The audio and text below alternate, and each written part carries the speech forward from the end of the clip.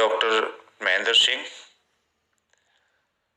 हिंदी विभाग, BLJS college Tosham, Bhiwani, Haryana. मेरा action research का जो विषय है वो है पर्यावरण संरक्षण, मानवीय जीवन का आधार। ये विषय मैंने क्यों लिया? ये मैंने इसीलिए लिया क्योंकि प्रकृति और व्यक्ति में बहुत निकट का अंतर संबंध है। बिना प्रकृति के व्यक्ति के जीवन की परिकल्पना असंभव है।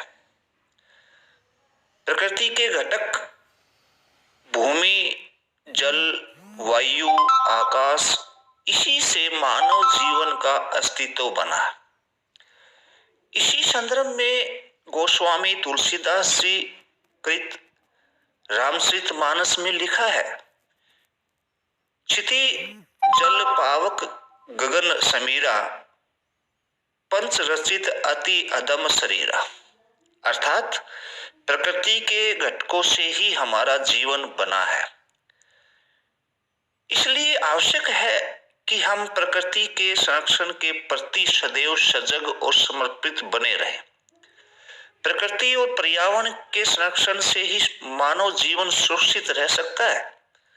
पर्यावरण का आशय हमारे आसपास के वातावरण से है, जो कि हमारी जीवन शैली पर निर्भर रहता है। हम आदर्श अनुशासित जीवन शैली को जितना महत्व अपने जीवन में देंगे, हमारा पर्यावरण उतना ही बेहतर रहेगा। अर्थात हमारे द्वारा लगाया हुआ एक वृक्ष जो है सैकड़ों लोगों को ऑक्सीजन दे सकता है। हम देखें कि हर 5 जून को विश्व पर्यावरण दिवस मनाया जाता है। पर्यावरण के समय का एक प्रज्वलित जो है विषय है आज के समय में, जिसका असर हर मनुष्य पर, मनुष्य की हर गतिविधि पर और मनुष्य के हर पहलू पर पड़ता है। पर्यावरण हमारे जीवन में एक अभिन्न अंग है। पर्यावरण और मानव जाति का संबंध काफी गहरा है, जो मैं पहले बता चुका हूं। क्योंकि मानव अपने भौतिक जो जरूरतें होती हैं पूरा करने के लिए पर्यावरण पर निर्भर रहता है। मानव जो है जीव जंतु, वनस्पति या जो होती है पेड़ पौधे, जलवायु, मौसम, सभी पर्यावरण में ही समाहित है। पर्यावरण में संतुलन बनाए रखने और जीवन के लिए जरूरी चीजें जो है उपलब्ध कराने का काम पर्यावरण करता है। इसलिए पर्यावरण की वास्तविकता को बनाए रखना जरूरी है। पेड़ पौधे, हरियाली से ही हमारे मन का जो तनाव दूर होता है। यह हमारी प्रतिरक्षा प्रणाली विकसित करने में मदद करती है। भगवत गीता में भगवान श्री कृष्ण ने भी कहा कि उसका वास हर पेड़ पौधे में है।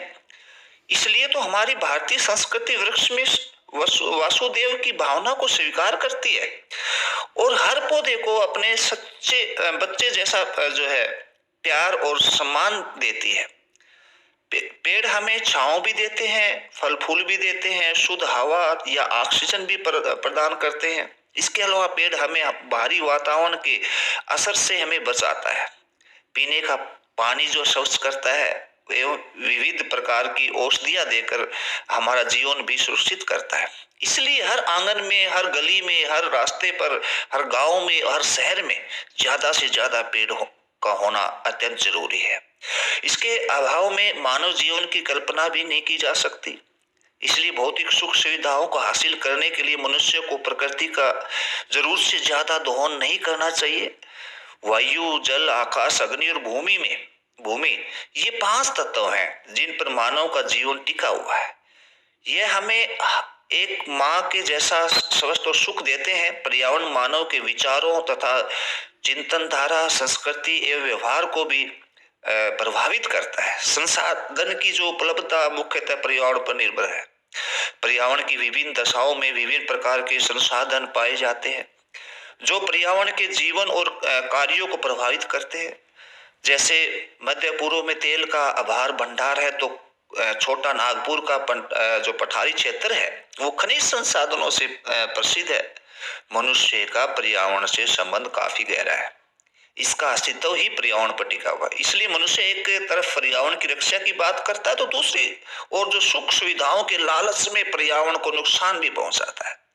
विकास एवं आधुनिकीकरण के नाम पर अविवेकपूर्ण दोहन और उपयोग के चलते प्राकृतिक व्यवस्था पर ही जो संकट खड़ा हो गया। आज पर्यावरण का संकट इसलिए भी पैदा हो गया है कि जनसंख्या वृद्धि भी जो तेजी से हो रही है और यह विकराल रूप धारण करती जा रही है। साथ ही लोगों की सुविधाओं मुहैया करने के लिए सरकार और लोग जो ज्यादा से ज्यादा फैक्ट्रियां और इंडस्ट्रियलिस्ट एरिया जो होते हैं विकसित कर रहे हैं।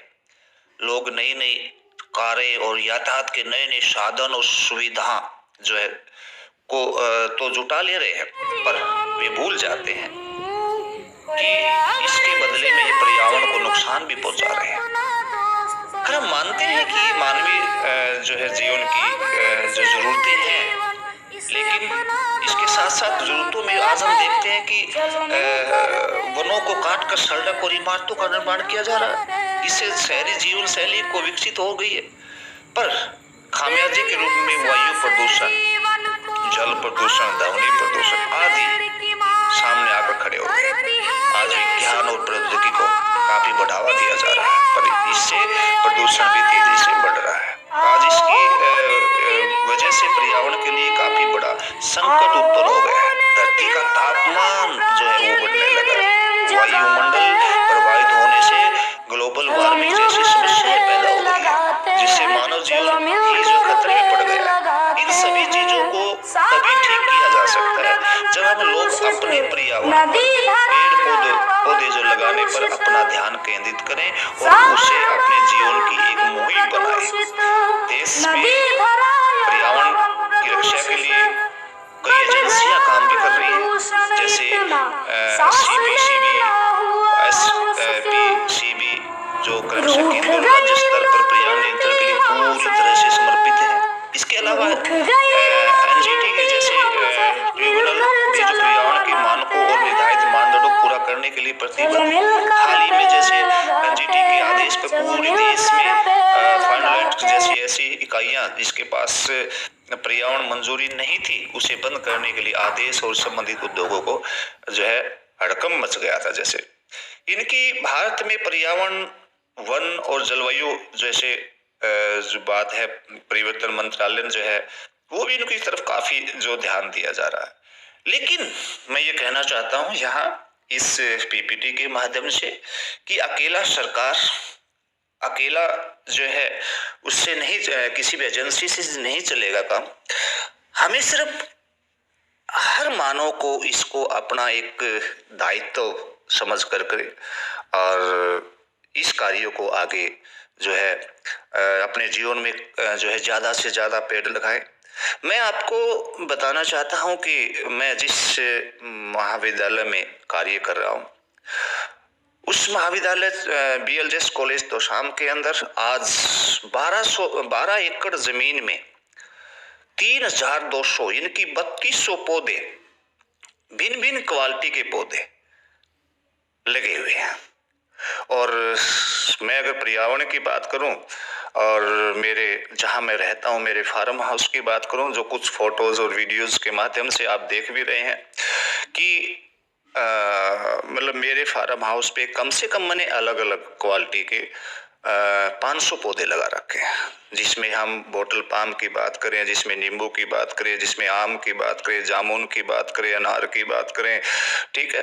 और अलग अलग जो क्वालिटी के जो पौधे हैं और वो सभी जो है मैंने लगा रखे हैं। तो मेरी आप सभी से यही प्रार्थना है कि कम से कम जिस प्रकार से ये रिसर्च की जो बात आती है ये मेरा काफ़ी जो है रुचिकर विषय रहा है और जिस पे मैंने कार्य भी किया है। और अब इसी PPT के माध्यम से मैं यही संदेश देना चाहता हूँ कि अपने जीवन में और हर अपने एक आने वाले जन्मदिन पर प्रति